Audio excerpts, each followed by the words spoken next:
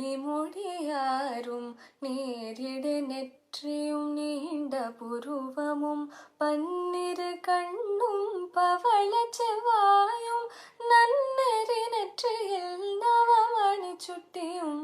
ஈராறு செவியில் இலகு குண்டலமும் ஆரிரு தின்புயதழகிய மார்பில் பல்பூஷணமும் பதக்கமும் தரித்து நன்மணி பூண்ட நவரத்ன மாலையும் முப்பொறி நூலும் முத்தணி மார்பும் செப்பழகுடைய திருவயிர் முந்தியும் தூவண்ட